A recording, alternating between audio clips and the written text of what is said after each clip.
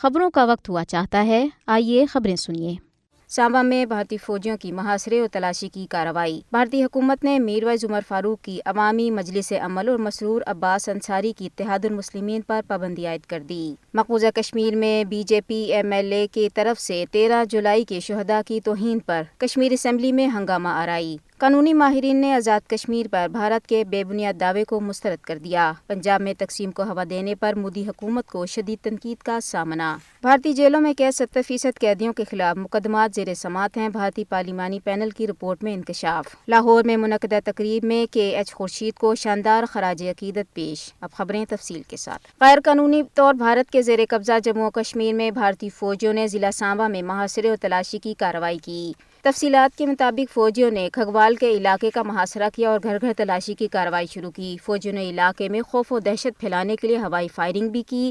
آخری اطلاعات ملنے تک علاقے میں فوجی آپریشن جاری تھا۔ مقبوضہ جموں و کشمیر میں بھارتی حکومت نے میرویس عمر فاروق کی سربراہی میں قائم عوامی ایکشن کمیٹی اور مسرور عباس انصاری کی سربراہی میں جموں و کشمیر اتحاد المسلمین پر غیر قانونی سرگرمیوں کی روک تھام کے کالے قانون کے تحت 5 سال کے لیے پابندی عائد کر دی ہے۔ تفصیلات کے مطابق بھارتی وزارت داخلہ نے 2 الگ الگ نوٹیفیکیشنز میں ان تنظیموں پر ایسی سرگرمیوں میں ملوث ہونے کا الزام لگایا جس سے بھارت کی خود مختاری، سالمیت اور سلامتی کو خطرہ ہے۔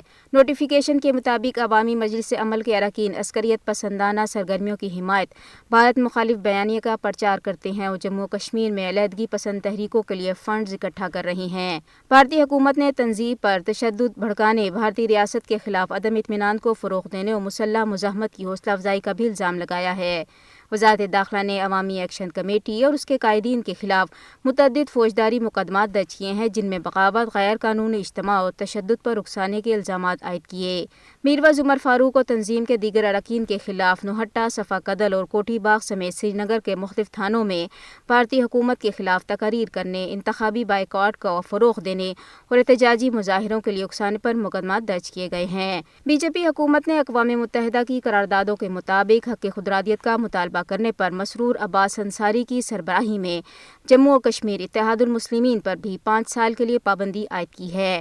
ناقدین کا کہنا ہے کہ کالے قانون کے تحت پابندی متنازع علاقے میں سیاسی تنظیموں کے خلاف بھارت کی ہندوتوا حکومت کا ایک اور ظالمانہ اقدام ہے۔ کل جماعتی حریت کانفرنس کے سینئر رہنما اور عوامی مجلس عمل کے چیئرمین میرویس عمر فاروق نے ایک بیان میں ان کی تنظیم پر پابندی اور اسے غیر قانونی ایسوسی ایشن قرار دینے کی شدید مذمت کی ہے۔ انہوں نے کہا ہے کہ عوامی مجلس عمل شہید ملت نے 1963 میں موئے مقدس کی تحریک کے عروج پر قائم کی تھی۔ یہ عدم تشدد اور جمہوری طریقے سے مقبوضہ جموں و کشمیر کے لوگوں کی نمائندگی کرتی ہے، ان کی امنگوں اور حقوق کی مکمل حمایت کرتی ہے اور مذاکرات کے ذریعے تنازع کشمیر کے پرامن حل کا مطالبہ کرتی ہے جس کے لیے اس نے قید و بند کی صحبتیں بھی برداشت کیں اور شہادتوں کو بھی گلے لگایا ہے۔ انہوں نے کہا کہ یہ اقدام کشمیریوں کو ڈرانے، دھمکانے اور بے اختیار کرنے کی پالیسی کا حصہ لگتا ہے جس پر مقبوضہ کشمیر میں 5 اگست 2019 سے عمل کیا جا رہا ہے۔ ان کا کہنا ہے کہ حق کی آواز کو طاقت کے ذریعے دبایا تو جا سکتا ہے لیکن اسے خاموش نہیں کیا جا سکتا۔ تریسنا کل جماعتی حریت کانفرنس کے ترجمان ایڈوکیٹ عبدالرشید منہاس نے پابندی کو ریاستی دہشت گردی اور بی جے پی حکومت کی جانب سے کشمیریوں کی سیاسی آواز اور حق خودارادیت کے مطالبے کو دبانے کی دانستہ کوشش قرار دیا۔ ترجمان نے عالمی برادری بالخصوص اقوام متحدہ، اسلامی تعاون تنظیم اور یورپی یونین سے مسئلہ کشمیر کو اقوام متحدہ کی قراردادوں کے مطابق حل کرنے کے لیے فوری مداخلت کا مطالبہ کیا۔ مقبوضہ کشمیر کی نام نہاد قانون ساز اسمبلی میں 13 جولائی 1931 کے شہداء کے بارے میں بی جے پی کے رکن اسمبلی سنبل شرما کے دوبارہ توہین آمیز بیان پر حکومت اور حزب اختلاف دونوں نے شدید احتجاج کیا۔ تفصیلات کے مطابق بجٹ پر بحث کے دوران ایوان میں اس قدر ہنگامہ آرائی شروع ہو گئی جب نیشنل کانفرنس نے ایم ایل اے شوکت حسین نے حالیہ برسوں میں مقبوضہ علاقے میں کیے گئے اقدامات پر بی جے پی کو تنقید کا نشانہ بنایا۔ جواب میں بی جے پی کے ایم ایل اے شام شرما نے 13 جولائی کے شہداء کے حوالے سے سوال کیا جس کے جواب میں نیشنل کانفرنس کے رکن الطاف کلو نے کہا کہ وہ کشمیریوں کے ہیرو ہیں، تاہم سنبل شرما نے انہیں غدار قرار دیا جس پر ایوان میں ہنگامہ آرائی شروع ہو گئی۔ سی پی آئی ایم کے لیڈر محمد یوسف تاریگامی نے اسپیکر سنیل شرما کے توہین آمیز بیان کا نوٹس لینے کا مطالبہ کیا۔ ہنگامہ آرائی کے بعد اسپیکر نے مداخلت کی اور سنیل شرما کے جارحانہ بیان کو ایوان کی کارروائی سے حذف کر دیا گیا۔ Be J P leader Sunil Sharma نے چند دن قبل بھی 13 جولائی 1931 کو عام تعطیل بحال کرنے کا مطالبے پر شہداء کی بے توقیری کرتے ہوئے انہیں غدار قرار دیا تھا۔ ضلع ریاسی میں سڑک کے ایک حادثے میں کم از کم 4 افراد جاں بحق اور 8 زخمی ہو گئے ہیں۔ یہ حادثہ اس وقت پیش آیا جب ایک گاڑی ضلع ریاسی میں سڑک سے پھسل کر گہری کھائی میں جا گری۔ ایک پولیس اہلکار نے میڈیا کو بتایا ہے کہ جموں سے باگن کوٹ جانے والی گاڑی گہری کھائی میں گرنے سے 4 افراد جاں بحق اور 8 زخمی ہوئے ہیں۔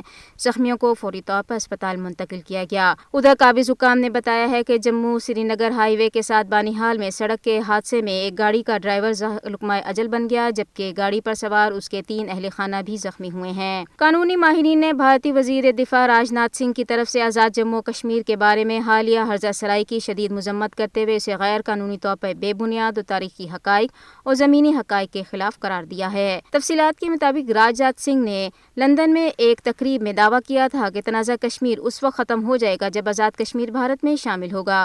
ماہرین نے اس دعوے کو سختی سے مسترد کرتے ہوئے کہا ہے کہ جموں کشمیر ایک بین الاقوامی طور پر تسلیم شدہ متنازع علاقہ ہے جس کی حتمی حیثیت کا تعین اقوام متحدہ کی سلامتی کونسل کی قراردادوں کے مطابق رائے شماری کے ذریعے کیا جائے گا۔ پاکستان کی طرف سے بھی راج ناتھ کے بیان پر کڑی تنقید کی گئی ہے اور اسے مقبوضہ کشمیر میں انسانی حقوق کی سنگین خلاف ورزیوں سے توجہ ہٹانے اور سیاسی فائدے کے لیے انتہائی قوم پرستی کو ہوا دینے کی یہ کوشش قرار دیا گیا۔ پاکستان نے بھارت کو مشورہ دیا ہے کہ وہ دوسرے ممالک پر تنقید کے بجائے منی پور میں بدامنی اور ملک میں بڑھتے ہوئے مسلم مخالف جذبات سمیت اپنے داخلی